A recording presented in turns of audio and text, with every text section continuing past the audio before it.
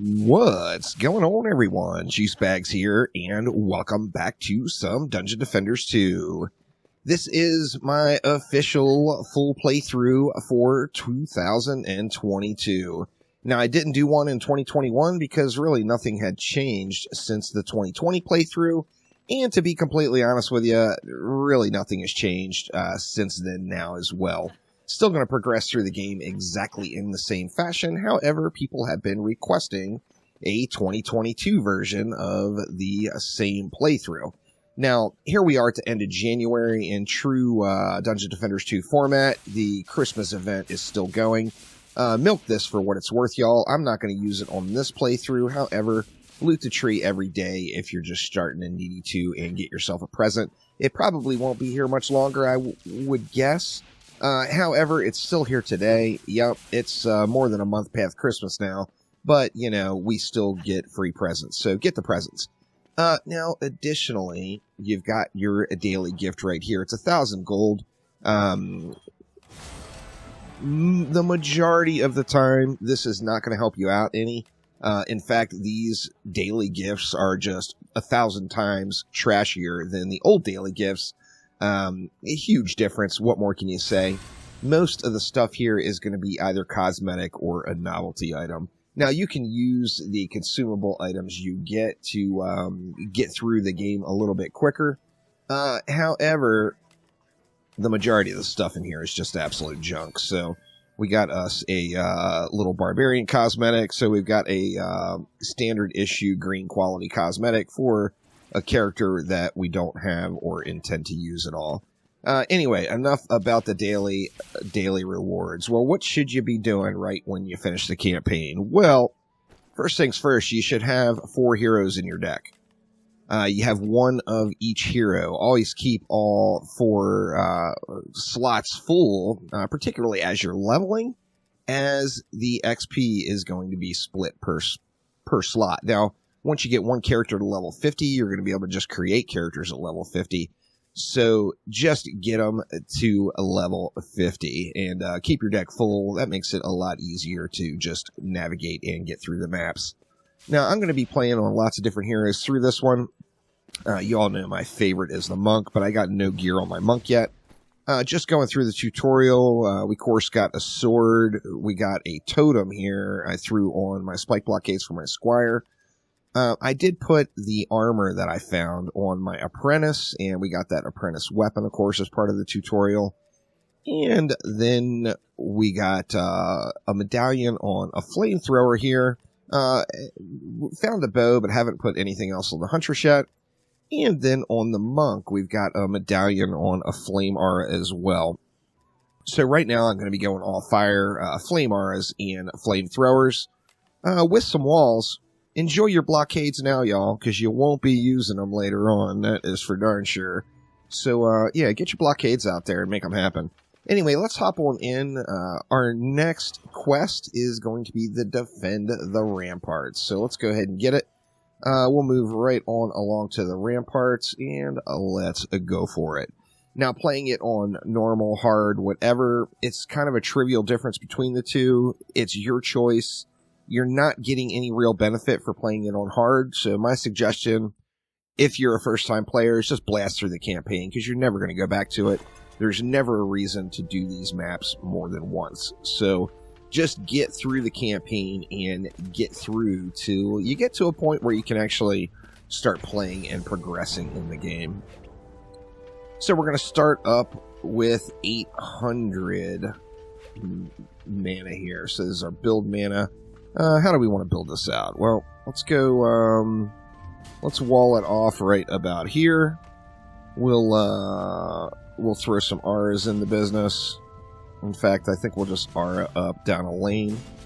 Let's just go something like that to get things started. Now, I will be running around and, you know, getting things done here on this one as we progress through.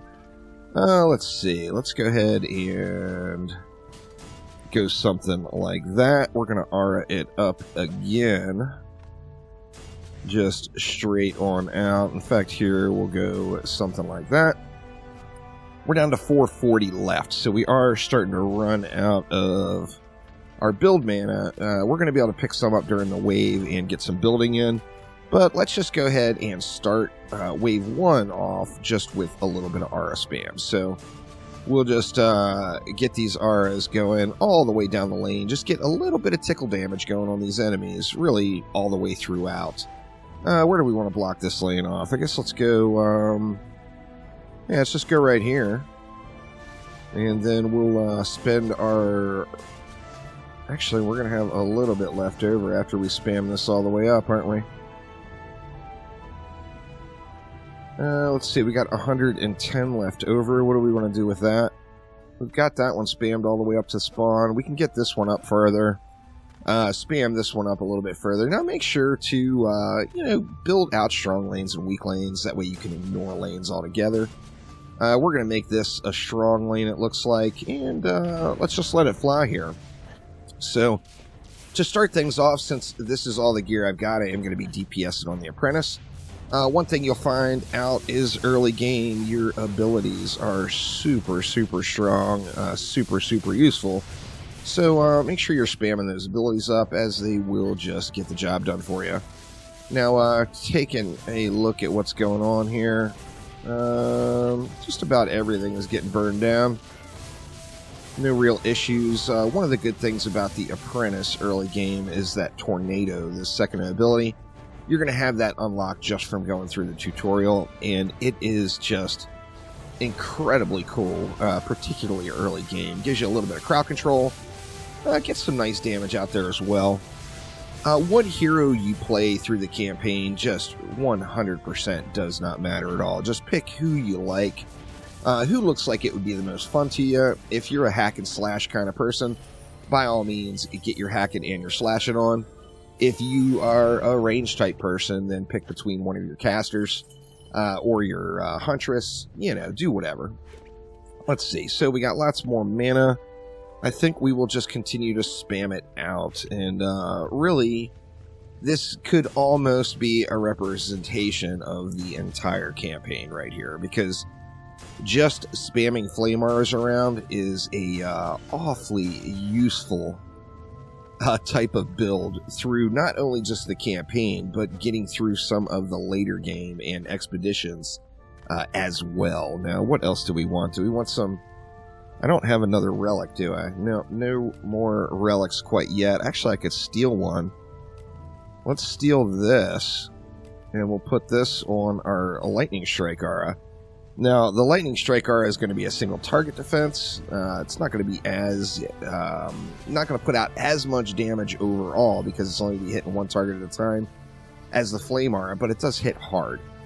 So, it actually looks like we're full up on DU now. We got our strong lane squared away. In fact, let's just go ahead and upgrade that as well. And...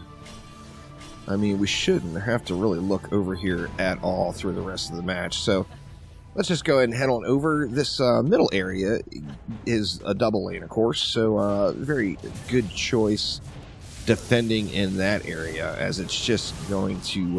there's going to be a lot of mobs here, you know? And looks like we got a little bit of a push onto the wall there, but nothing we can't just blast right through. We got flyers on this one too.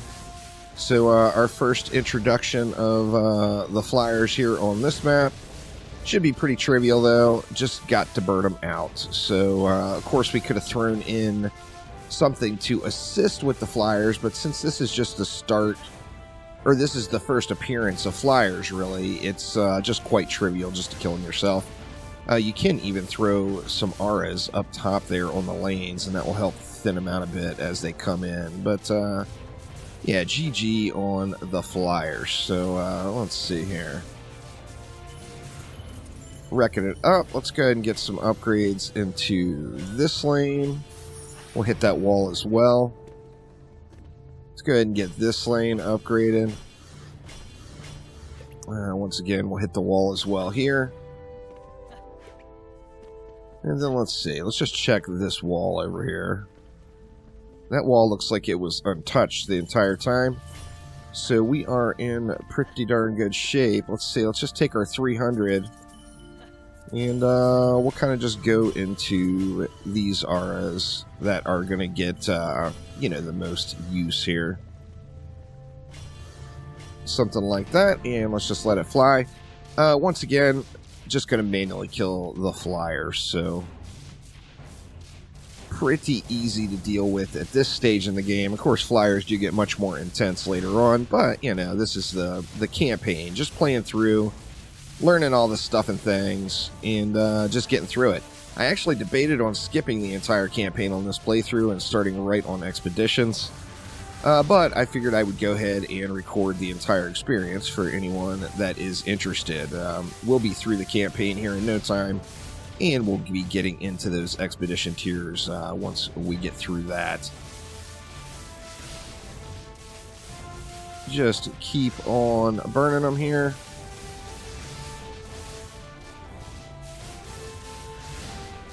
This is our boss type flyer. Just going to keep spamming that first ability onto it. Actually, I better keep an eye on these other ones as well.